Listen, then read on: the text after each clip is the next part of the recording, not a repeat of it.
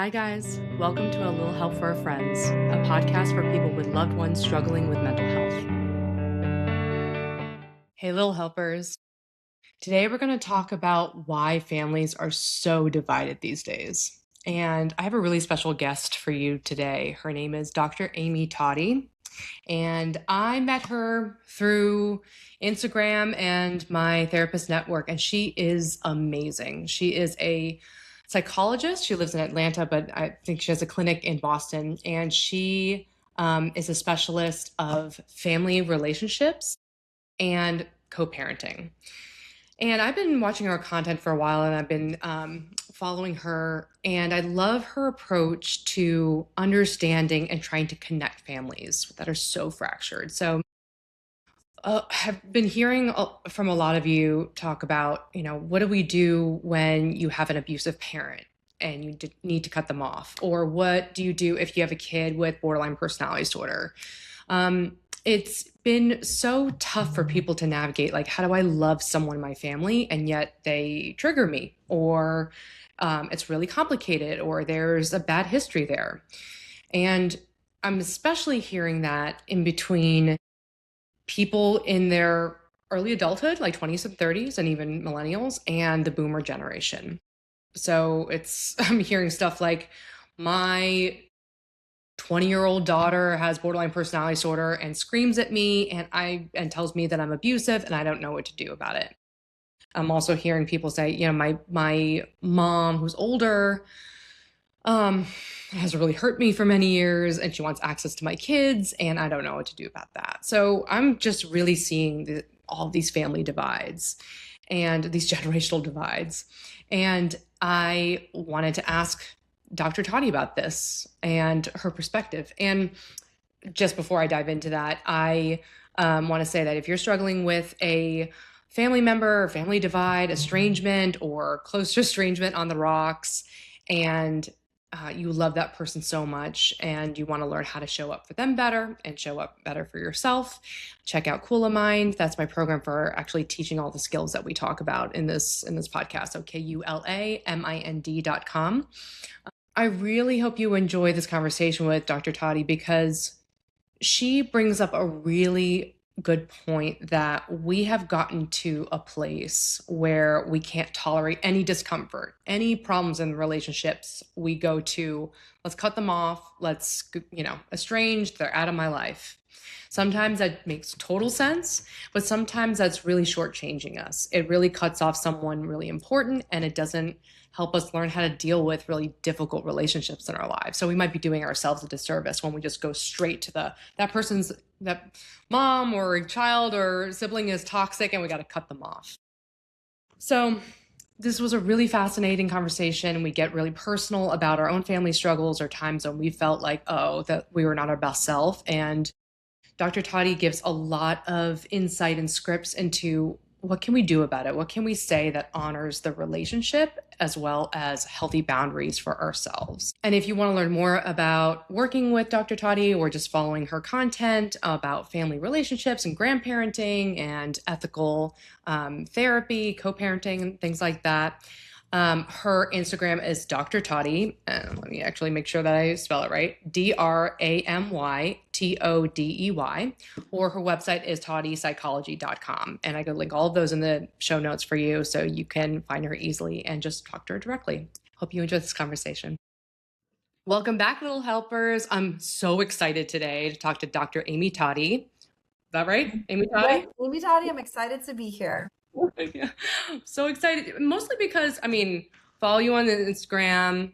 We're connected through our friend Chandler, and I love seeing psychologists talk about these family dynamics. So I wanted to ask you and dive into, like, what is going on with families? This families in general are having a rough time, and maybe this is just our biased view of seeing families that are having a rough time, but there seems to be a really big disconnect between the different generations.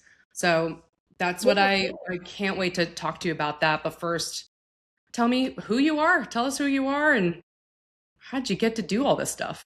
Yeah, so my name is Dr. Amy Todey, and I am a psychologist. I have a private practice based in Atlanta and Boston. I spend most of my year in Atlanta, and then I come to Massachusetts in the summer to practice and have a practice there. I've spent my career working with families across the lifespan. So I've done a lot in pediatrics. I used to be at Boston Children's Hospital in development, actually, but I've done a lot of high conflict divorce work. But the family, and I don't mean family in any idealized version of family, but just the messy, everyday, real imperfect family, that is really the heart and soul of I what I do. And so I've been working a lot with parents and just navigating high conflicts. I work a lot as well with intergenerational relationships, so adult children and their parents. And that is where I've seen a lot of the conflict that you're talking about arise, is just these generational differences in how we're raising kids and values differences. The world has changed so much with the technological age as well. And so generations of well-meaning people are they're missing each other, right? And so I have spent a lot of my Instagram is really dedicated to how do we start to understand each other across generations? How do we preserve the family? How do we understand that belonging is really the heart and soul of what makes people human? And importantly, how do we structure repair? Because all families are going to be imperfect. All families are going to have times when they don't see eye to eye. Maybe somebody hurts someone else, or someone feels invalidated, or someone, I mean, I know grandparents a lot, they end up feeling lonely or pushed out, and adult children feel not respected or not heard because they're trying to do things a little bit differently. And those differences, generational differences, lead to conflicts that lead to sometimes people becoming estranged for not just days, weeks, months, but years, right? Because of the divide that happens. And so how do we come back to each other and recover from those moments, those Mm, yeah. Where are you seeing the most unhappiness, the most disconnect? I mean, I'm seeing it a lot in like adult kids who are like 20s and 30s, and they're, I think, boomer parents at this point. Like, but you're also talking about grandparent relationships. So where do you see the most like tension? To your point, I think it is happening between boomer parents and adult children. I think it's happening between Gen Jones, which those are sort of young, a little bit younger than the boomers, right? And they're When adult. what? Gen Jones, I know, I didn't even know this was a thing, but one of my Instagram followers, or some of the Instagram followers have been talking about like, hey, I'm Gen Jones, so I had to chat GPT it. Wait, what is I that? know. So, I mean, they're a little bit younger than the boomers, right? But Isn't those are that the people, Generation because X? I feel Gen like X there was an would be, X. so I'm gonna have to like look it up to tell No. you exactly. Because I'm actually not a generations expert, but I've talked about it because I do think it's what I think, no matter what we call the generations, I think people aren't alone in experiencing these things. It's definitely a cultural shift. There's a trend around it. So much of the responsiveness and the traction I've gotten from Instagram is like, oh my gosh, I thought I was the only one. I feel seen for the first time ever. And I think it's just because for whatever reason, where the modern family is, where our culture is today, is leading to these experiences of people feeling shut out, of people feeling unheard on the other side, and then families really fracturing and breaking apart. So to answer your question, I see it honestly across the lifespan. I work in high conflict divorce, so I see a lot of estranged children, I mean, under the age of 16, who don't have relationship with their parents and have been sort of empowered to say, listen, this person hurt me. I'm uncomfortable around them. I don't want a relationship with them. And then there's parents on the other side that are supporting those risks, which, we can talk a lot of nuance there. But, to your point, it's starting from childhood all the way up through the boomers, which are sort of the older generation of parents parenting adult children now. I'm seeing it. It's a definite trend. Mhm. Yeah, yeah. So sad. I mean, I'm hearing a lot of like boomer generation or like older generation saying these younger generations are so sensitive, right? The snowflakes. And then the younger generations are looking at the older generations and saying they are narcissists. Like I've had questions of people asking me like, why are so many parents narcissists? Do you see that too? Like, what's going on there? What's happening? Definitely hear that and see that from people. And you know, the thing about we could have a whole podcast on this, Kibby, right? The thing about using labels for people is that it immediately places all of the need for accountability on somebody else. And so people use those labels to create this psychological distance where they're like, I'm, you know, my mom is a narcissist or my co-parent's a narcissist or whatever, so I just don't have to deal with them. And really what we know, and you and I already had a conversation about this, it's a very small percentage of people who actually meet criteria for that diagnosis. So I can see those kinds of personality traits, as I know you can, on a spectrum, right? Like we may all have a bit of internalized narcissism. It's probably why we take pictures of our kids and plaster it all over Instagram these days, right? But that doesn't mean that a person is a narcissist. And I generally, even if that is an appropriate term, as a psychologist, like I just don't see human beings that way, right? We're more than a label, we're more than a diagnosis, we're more than our worst moment. And so I think discounting a person, even if it's a mental health issue that you're dealing with, is a really good way for someone to say, I don't want to do the hard work of being in a relationship and making this repair because it's uncomfortable and it's hard. And yeah, someone might hurt you over and over again because guess what? We're human and that's what humans do, you know? So I do see that. I also, you know, there's just these differences in values, and without talking about the labels or the different generations, older generations, they often came from a world where love was shown through sacrifice, through providing, through staying, their presence, through enduring, keeping private matters private, not burdening other people with their feelings. Whereas younger generations are asking for love to include things like emotional attunement and accountability and repair and boundaries and mental health awareness. And all of those things are amazing, right? And I feel like we've overcorrected. You know, like we also still, that there is value in boomer generations that said, you know what, I get that you're bored, but go outside and find something to do. Or if you come in, I'll put you to work. So if you don't want to work, go outside and play, right? Or just they could tolerate distress. Like my child doesn't want to go to school. Well, it's school and they're going, right? Today, what we see a lot with parents is that they're confusing their child's discomfort with danger, or Mhm. responding to the discomfort, not with like, hey, you got to suck it up and cope with this, right? But they're going straight for the emotion, which is good, but without that counterbalance of saying, we need to figure out how to tolerate this because life is hard, you know? And so I think those values clashes are really where I see the most friction between generations. Do you have an idea? I mean, there. I was talking to my mom about this, and we deal with the same kind of issues. I was talking to my mom about this conversation, and she was like, "Yeah, but every generation has a different parenting. Like, you know, I felt this way with my parents. Do you think that that's true? Do you think that like every generation of parenting is just going to be different, and we're always going to be like, oh, my mom sucks, and I'm going to be different, and then it's just not the same? Or do you think that there's something going on about now? I think there's something going on about now. I think older generations had those reflections of their parent. I mean, I think they had insight around it. I don't think they rejected their parents the way current generations do. And that rejection might be complete estrangement, or it might be sort of a rejection that is like not including parents and things, setting these really rigid boundaries. So when I say rejection, I know there's that most families aren't estranged, right? I mean, some families are, but most families aren't. I do think cutoff culture, though, is a thing. I think that the difference is before people would say, oh, my parents did it this way and I didn't like they did it this way, so I'm going to correct with my kids and we're going to do it a little bit differently. Whereas now we're kind of like, my parents did it this way. They abused me. They no longer are valid in my life as a human and have no value to me. And so bye-bye, you know, and Mhm. that is where I really think we have to, as a culture and as a society, really think critically.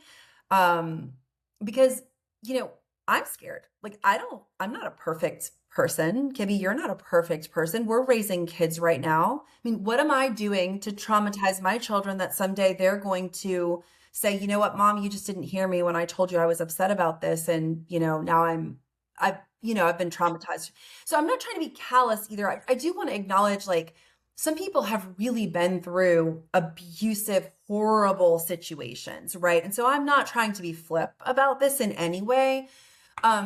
But even in those situations, right, what we teach abuse victims is not that they're a victim their whole life, it's that they're a survivor. And there's a way that they can recover from the history and grow and develop coping skills, but also assertiveness and communication skills that help them move forward in relationships with the very people who have hurt them, right? And so no matter what you've been through, I'm not trying to erase pain or saying that doesn't matter. Of course it matters. Oh my gosh, we have to think about how people are treated. Growing up with a narcissistic mom or dad, that's like how you mentioned, that's really hard. There's nothing easy about that, right? The question is, can someone hurt you and can you still also love them at the same time? Can you have a relationship with someone and set boundaries with them, right? Yeah, really, really good points. I'm gonna go from the adult kids perspective, and then I'll actually jump to the parents' perspective. Adult kids perspective, how do we know when it's okay to actually cut off? Like, let's say I'm thinking about, like, yeah, like every time talking to your mom or dad, they undermine you. They say things that hurt your feelings. They maybe in the past have used corporal punishment, like,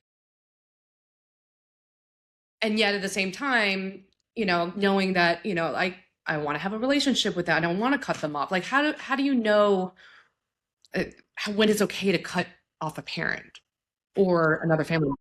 This is where I do take a little bit more of a radical position, right? And I want to change what you're asking just a little bit, because I'm not saying what I'm saying from a place of judgment, right? Mhm. It's not about like whether something's okay or not okay. I mean, honestly, people they're going to live their lives the way they see fit. So it's not from a place of judgment, but it's more a question.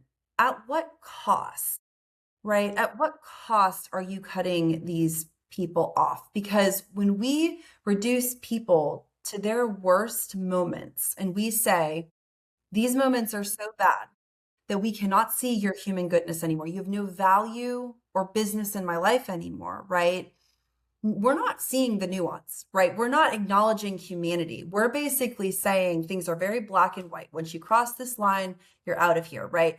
It's just not a position that I am inclined to have families take. And I can tell you a story about this, okay? To show you that, I mean, there's a lot of stories we can take through history too. Like, people sometimes come to me in high conflict divorce and they're like, our family is broken. It's way beyond repair. We can't do anything about this. This person's dead to me, blah, blah. And I'm like, y'all, we had the Holocaust in our world and we've moved on, right? Now, we don't move on and say that didn't happen. That pain doesn't matter. It's fine. It's okay. It's nothing like that, right? But we have largely moved culturally toward forgiveness, toward using that as a way to learn a lesson and grow. And it isn't perfect. Anti-Semitism still exists. There's still problems, right? But I mean, we didn't take Germany and say, we're done with you as a country, right? We didn't do that. And, just another more personal anecdote, my aunt and uncle were divorced a long time ago, and they had 3 kids together. And my aunt got remarried and she went out of town on her honeymoon, flew with her new husband.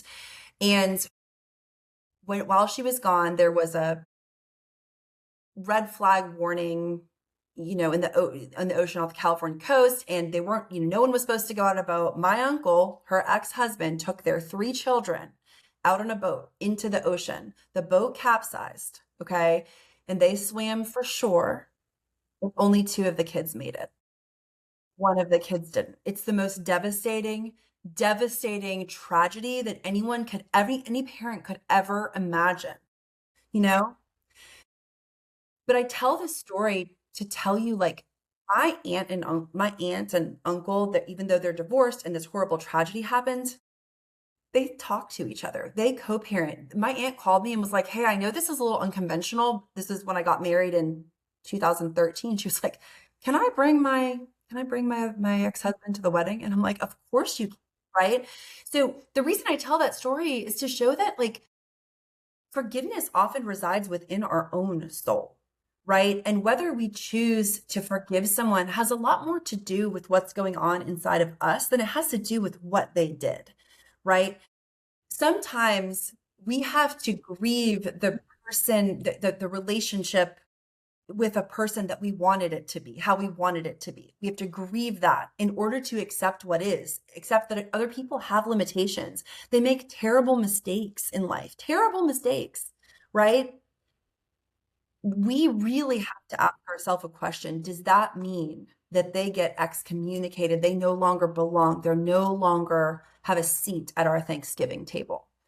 And I just, in a career where I've spent my life working in high conflict divorce, intergenerational connection, I've seen some of the worst tragedies families have been through. I've not met that family.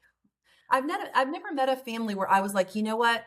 Cutoff is the right choice. I don't see another path forward. I have too much hope in humanity to advocate for something like that. Mm-hmm. Yeah, that makes so much sense. I'm still staying with the kids perspective. So I'm going to play devil's advocate. But I've also experienced this where even just any interaction with my mom at the time, now things are better, but which might be to your point, but there are some people who, when they interact with their mom or dad or sibling or whatever, it always makes them feel terrible. It always like there's a there's a criticism and it crumbles their self-esteem and they fight so hard to heal and one word from their mom about their weight and it's just like I feel like shit about myself again, right?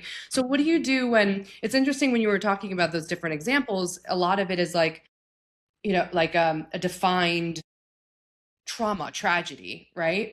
What happens if there's a dynamic that just makes you go nuts every time you talk to your mom? Like, what do you do?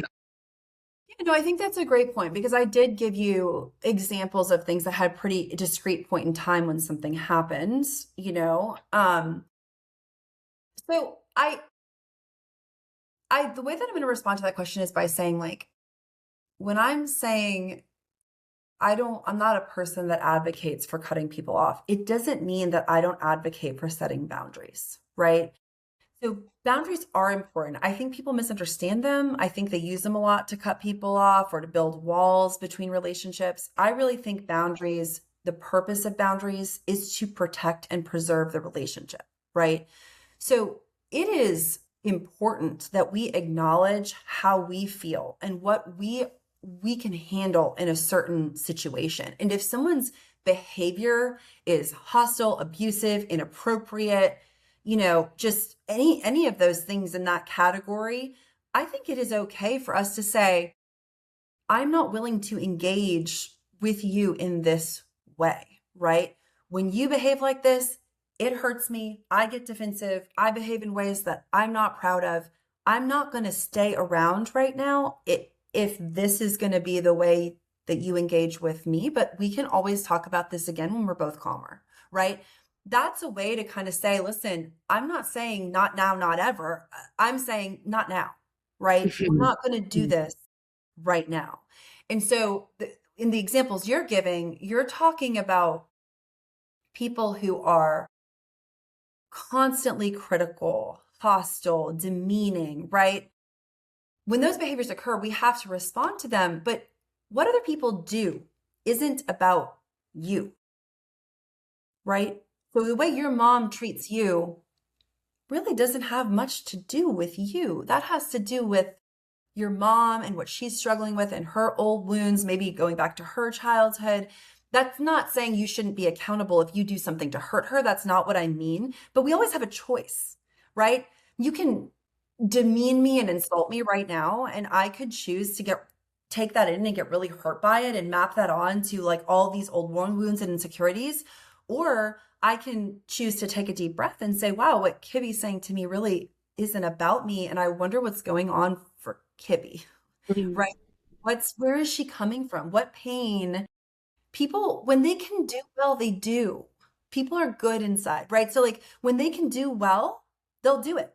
Kids do that and adults do that. When people don't feel good about themselves or about, you know, what's happening, that's when we see behavior start to unravel and decompensate. And so I think the problem, right, is that boundaries are understood in a way to like control someone else's behavior and externalize something and say, you stop doing this. Well, the problem with that is we cannot control anybody else. We can only control ourselves. So a boundary is really about how do we step back when we need to step back while still maintaining emotional openness for other people being human, right? And that might not mean that you have intimate relationships with with every family member where you confide in them, because maybe that other person can't make a repair or create a safe enough place for you to be able to talk about the stuff that's really vulnerable or intimate, right? I have people in my family like that. I'm sure you do as well, right?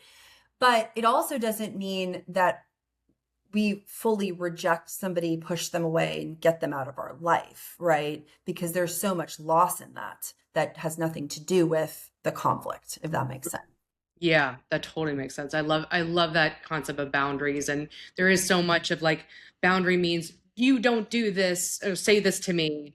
Otherwise, I'm never going to speak to you again. I'm like, that's yeah, that is a boundary, but it is focusing on controlling the other person. When you were talking though, there this is actually something that I still struggle to understand what the bounds are.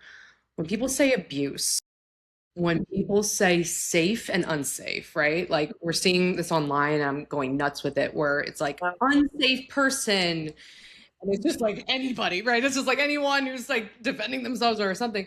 But how, from the kid standpoint, how do we understand abuse? Actually, in between, like how do the parents and the kids understand abuse? Because let's say, for example, the Are way you the way adult children, just so I know? You're talking about Well, adult I'm talking children? about adult children, but I'm also talking about adult children who are processing like childhood. Like, oh, my mom or dad has always made me feel XYZ, or they've been abusive to me, and therefore I don't want to talk to you or whatever. Um, I'm seeing actually a hard thing of like cutting off, but still asking for money and other kind of material support from parents. And that's tricky. That's a whole thing. But the definition of abuse and how abuse or trauma is understood, I wonder what you think is like how you understand abuse and trauma. Just because, for example, the weight thing is a funny example because my mom and all my Chinese family will comment on weight. For us, growing up in America, that's like really mean, right? That's like to say to your daughter, like, you look fat. Like, we would say that might be emotionally abusive, whereas other cultures would see that as like, I'm being a caring mom because like the intent is different. I'm being a caring mom, just pointing out their health, right? So what do you do when you have these older generations that will say like, suck it up, you're okay, you're gaining weight, or all these different things that they're just doing out of good intent, but it is really damaging for the kid's self-esteem, or it's hurt them over the years, and they go, I feel like that was abusive. How do you Yeah, I mean, that's a really hard one. Abuse in children is easier to define because, in a way, it's legally defined, right? And there's a clear power differential. And what I tell families is like that is the line that I go by when I'm practicing, especially in high conflict divorce. But abuse often involves power control, intimidation, humiliation, coercion, things like that. Repeated boundary violations can be abusive behavior. So I think when I'm sitting with a client and this is their story, right? I am inclined to acknowledge their story as their truth and as the truth for them of what they experienced, right? If you listen to people when they're telling these stories, often a child will say exactly that, right? That I wasn't heard. My parents would gaslight me. My parents would call me names. They would yell at me when I needed them to be there. They weren't, right? And on the other side of that coin, a parent is saying, I was working three jobs to take care of you. I always had food on the table. I loved you the best way that I knew how. I made all these sacrifices for you, right? And that story also is an authentic truth, right? And so I think that people get to tell their own story, right? We actually don't get to tell our kids' story. We're writing it every single day, but we don't get to tell it. People get to tell their own story and they get to be the experts on their story. The question is, are they able to hold and honor their story at the same time that they also hold and honor that somebody else also has a story?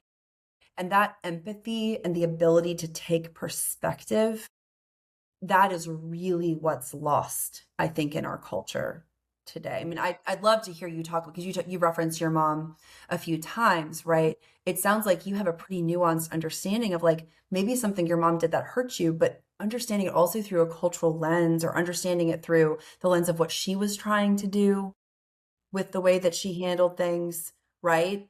Is might be I mean, different.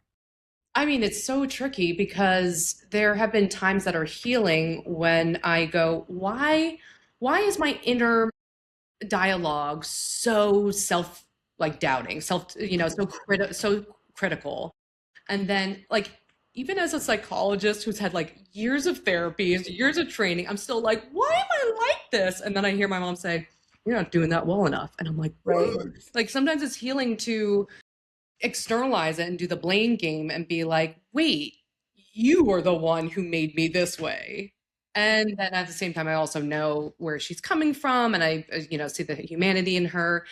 The tricky part is when I do that, then I'm at danger of flipping to the other side of being like, okay, I feel so bad and I'll let her in and I'll suck it up when it hurts my feelings, right? So You're like going from one end to the other, right? Like it's yeah, kind of like yeah. an either or. Either you're like, this is not okay, this was abusive, Mhm, whatever, or mhm. you flip to the other side where you're like, oh, I feel so bad for my mom, and right? Right. But what Let about them this? in, suck it What up. Yeah. about what about the middle? What about like I have my story and I had this teenager tell me this one time. She said, my parents put so much academic pressure on me, so much academic pressure. Like I'll have mental health issues for the rest of my life. I mean, I need therapy, I need medication, I need all of these things, right? And then in the same breath, she was like, but I'm so grateful that they did it because I went to an Ivy League school and I'm published before the age of 21 and like I can have any job I want, Mhm. right? I mean, those are two truths that came out of the same parents in that same child. And there's a maturity in being able to say, gosh, that hurt me. And it also motivated me, Mhm. right? Mhm. This story has pain in it and it's also beautiful. And my mom was trying and she loved me. And there are ways that she fell short and actually falls short every single day, right? So it's Yep. like a choice, in my opinion. I mean, I can talk to you about my own mother, but I'm afraid to do it because if I start, I might not stop, and that'll just be what this becomes, right? But Please do. there are generational differences. There's mental health issues. I mean, much in the same way you're saying, my mom has crossed boundaries with me and my kids that honestly are like inconceivable, like not okay, right? I choose to hold that and set boundaries on that and love her because Mhm. she's a human who deserves my love. She gave me life. She brought me into this world. Like there is no one actually in the world that will do things for me, including like my husband or my dad or my best friend. That my mom is the only person in the world that will do certain things for me. The only person in the world.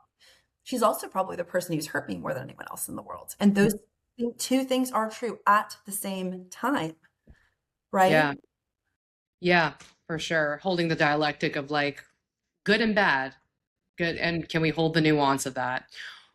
As you were saying that, when you're dealing with kids, and I know that you talked about grandparents, what do we do? What do grandparents, if from the adult kid side, what do our grandparents have a right to when it comes to our kids? Like, let's say they're crossing our boundaries, they're pissing us off, they're like, times that I felt like, that I'm not my best self when, and certain family members are around.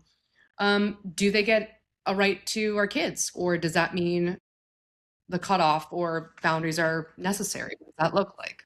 Yeah, I don't.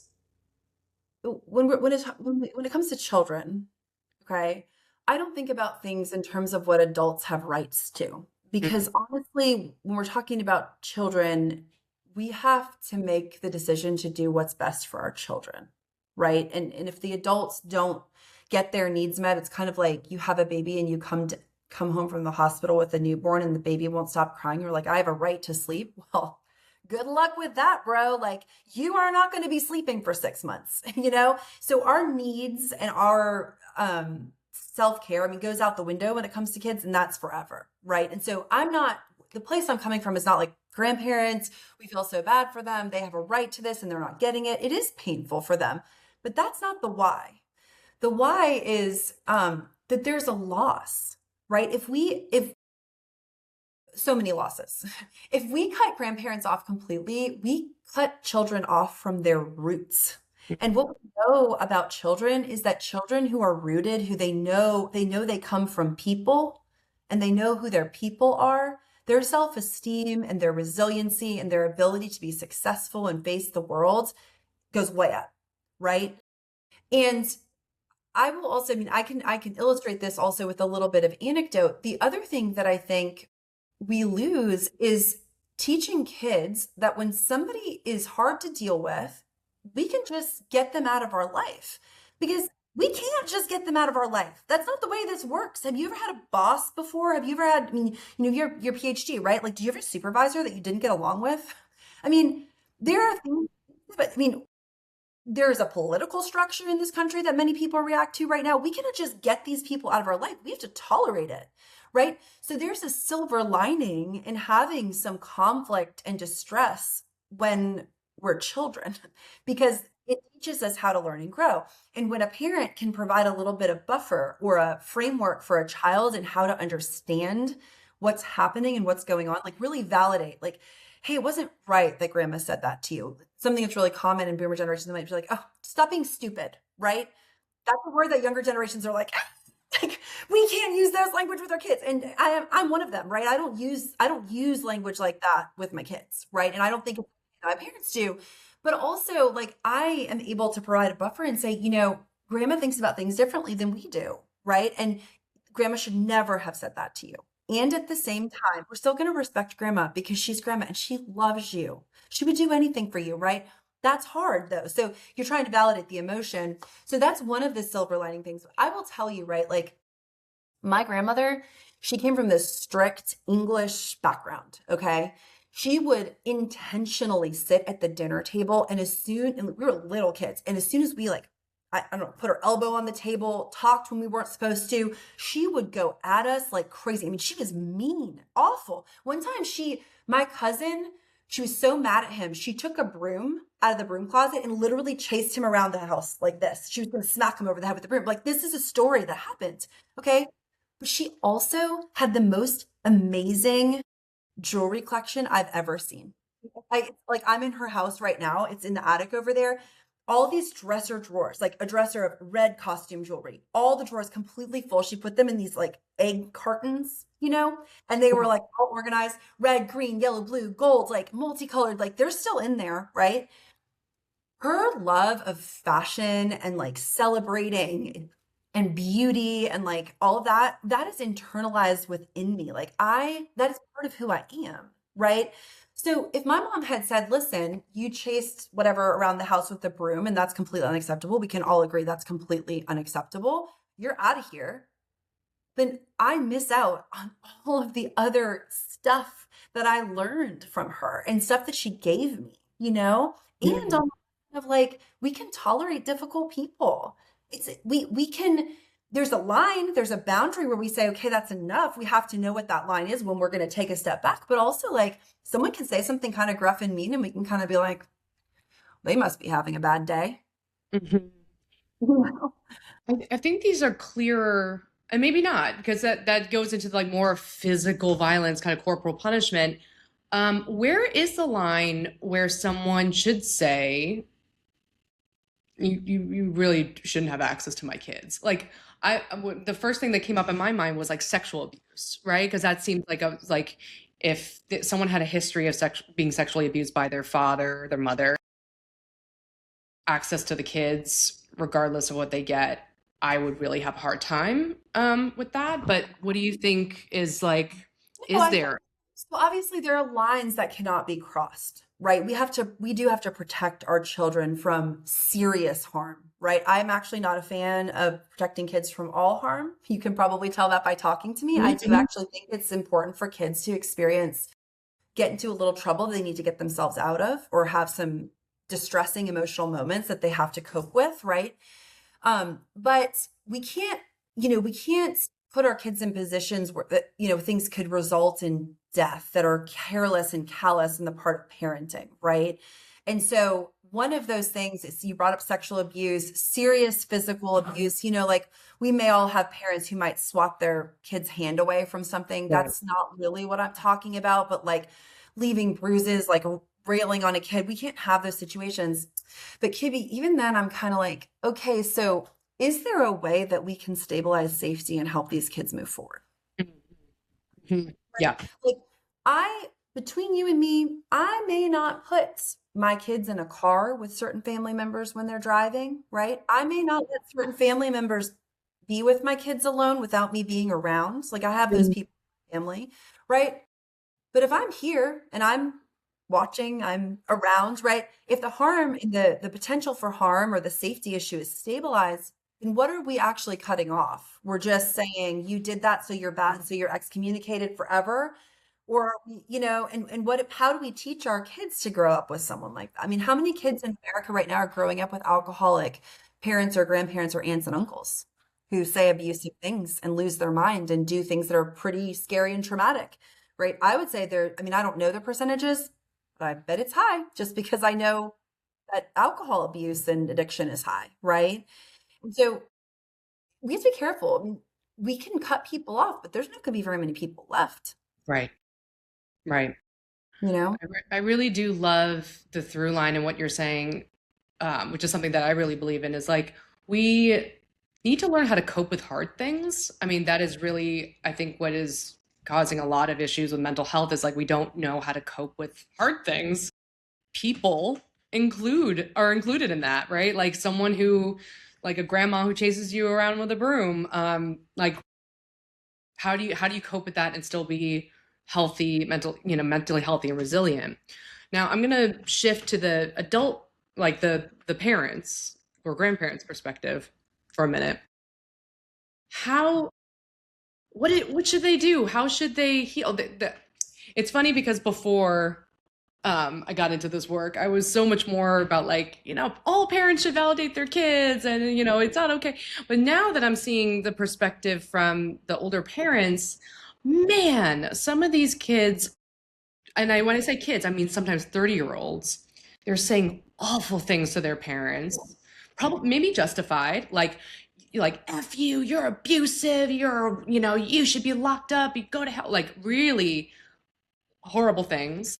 And parents are like, first of all, I don't know what to do. This is so painful to hear, like getting like all these texts about how I'm a terrible mother.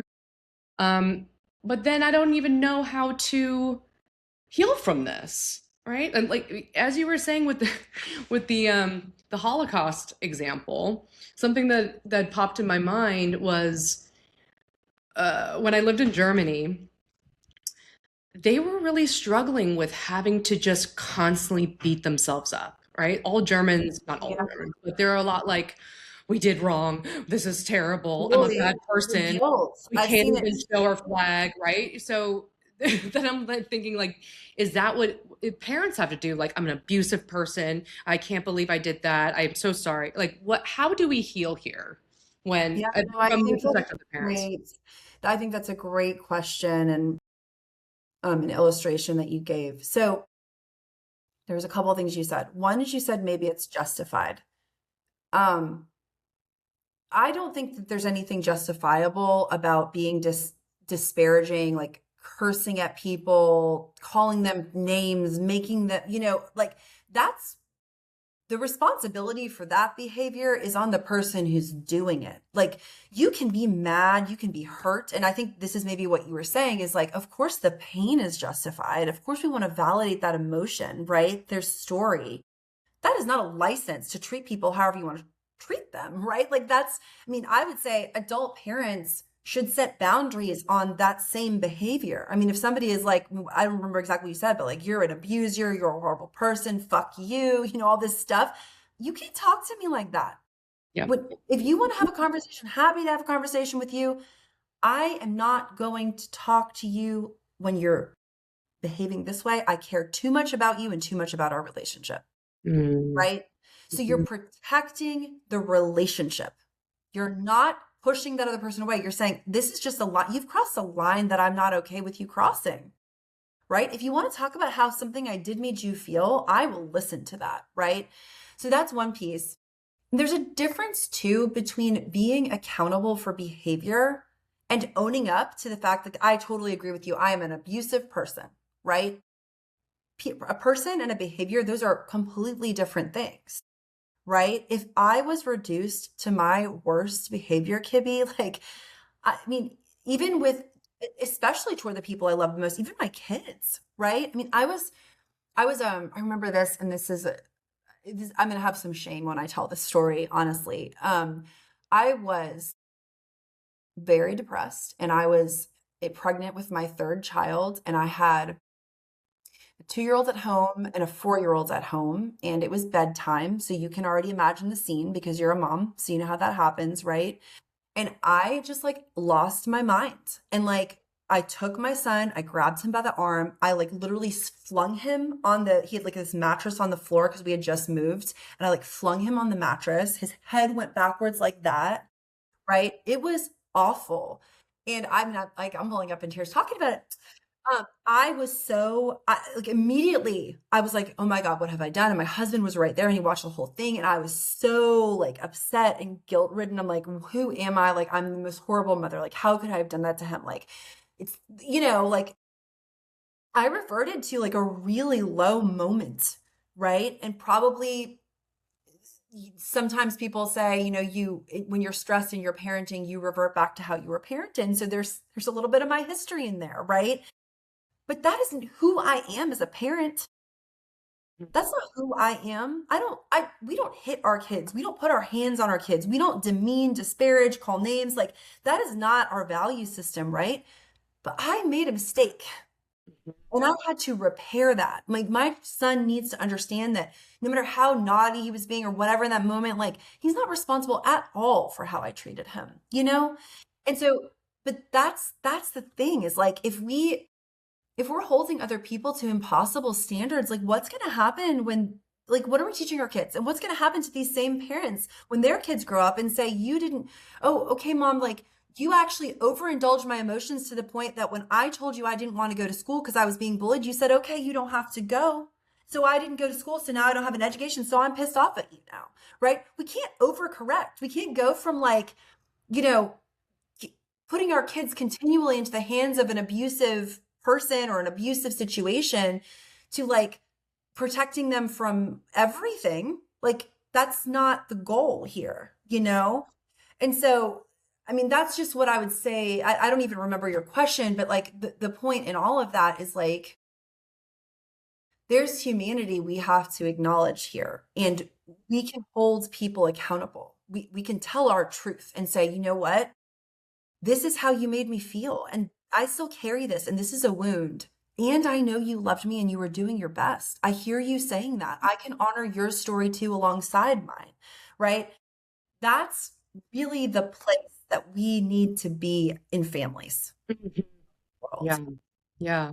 And from the parent side, what should they say? Because what should they say to these kids who are like, you're abusive, I hate you, like, how could you do this to me? You treated me terribly. I love, and I hear the, hey, you can't talk to me like that, right? You can't Right, just, you can't just curse at me. You can't just, and then what? How would you say that these boomer parents right. should, um, the question I get a lot is, how do I validate those emotions and that pain without saying, yes, I was abusive, or like it's hard because they're like, I intended to, like, help I wasn't abusive. How can I validate that? How can I heal from Hard, right? I mean, because it sets people up for an impossibility. Like, of course, I don't want to feel like an abusive person. that? Do I think the story I just told you about my son and like whipping him onto the bed the way I did, do I think that was an abusive action? Absolutely. Mhm, mhm, 150%. You can't do that. I mean, it sometimes what makes abuse is also the repetition of it. So that hasn't been my son's mhm. experience. The action in of itself is completely unacceptable. Nobody could condone that, right? So that's an uncomfortable setup for a grandparent from the beginning. Like, you have to acknowledge you were an abusive person or I can't move on. Like, I'm not sure who's going to sign up for that, but I'm not, Right, right? right. I'm sorry. I am hearing that I hurt you in ways that I did not realize I was doing. I never meant to hurt you that way. And I will do things differently, right? I will do what I can to shift, to make this up to you and to show you that I hear how painful that was for you, right? That's what boomer parents or whatever need to do.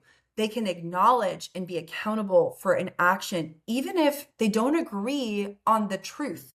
No one is going to agree on the truth. That is a fallacy, right? Truth is constructed, and we are participants in that. But agreeing on the fact that, like, I have my story that was never my intention, but I hear that I I didn't do it the way I intended to, and I am so sorry that you're suffering from that. But the apology is one part. The other part is like, are you going to keep doing that? You know what I mean? Because you kind of got to stop now, right? If someone's saying you don't listen to me, and you're like, "Oh, I'm sorry about that, but now I'm just going to talk without listening."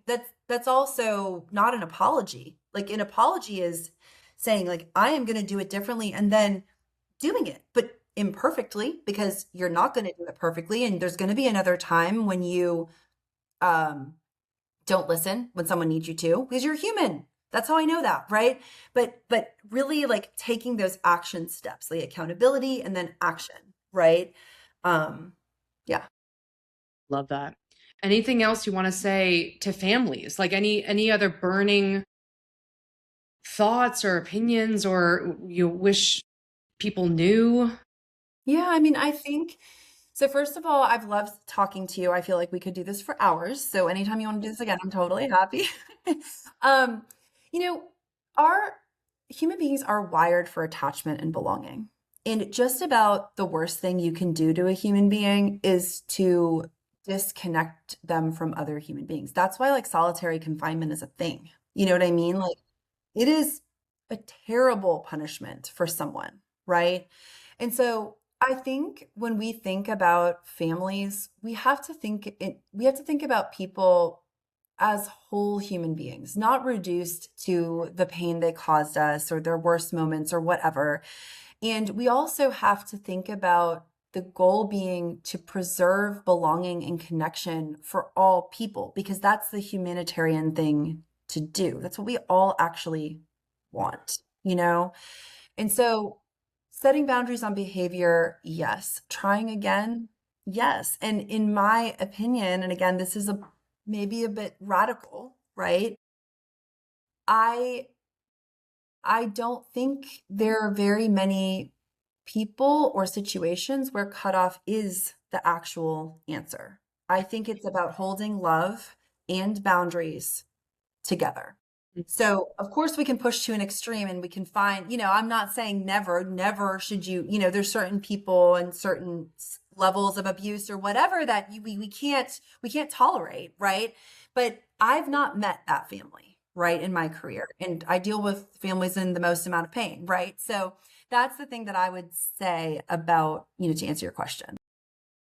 Um, Amy, first of all, I think we should definitely have so many more conversations. I want to hear about, like, high conflict divorce and all that. Yeah. But as we wrap up, how can people find you? I'm going to put all these kind of, links Great. to find you in the show notes, but what are you doing now? How can people find you? What do you want to tell people about what you're up to?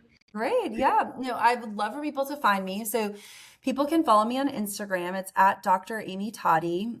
And you can you can write it in there so everyone knows how to spell.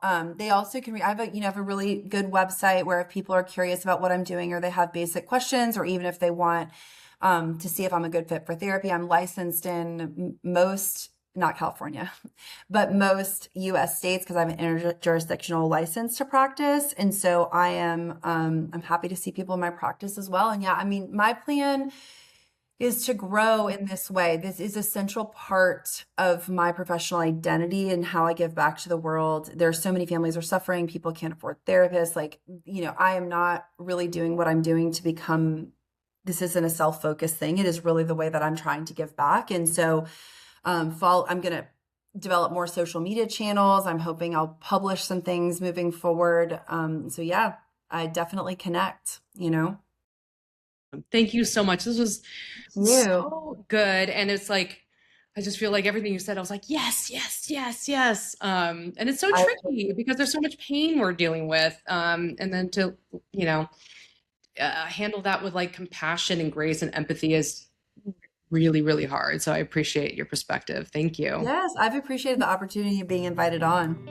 Yeah, well, I'm gonna have you come on again if you're Okay, willing. great. All Thank you right. so much. And Thank you, fellow helpers, Kibby. we'll see you next week. Bye. By accessing this podcast, you acknowledge that the host of this podcast makes no warranty, guarantee, or representation as to the accuracy or sufficiency of information featured in this podcast. The information, opinions, and recommendations presented in this podcast are for general information purposes only, and any reliance on the information provided in this podcast is done at your own risk. This podcast and any and all content or services available on or through this podcast are provided for general, non-commercial, informational purposes only and do not constitute the practice of any medical or any professional judgment, advice, diagnosis, or treatment, and should not be considered or used as a substitute for the independent professional judgment, advice, diagnosis, or treatment of a duly licensed and qualified healthcare provider. In case of a medical emergency, you should immediately call 911. The host does not endorse, approve, recommend, or certify any information, product, process, service, or organization presented or mentioned in this podcast. And information from this podcast should not be referenced in any way to imply such approval or endorsement. Thank you.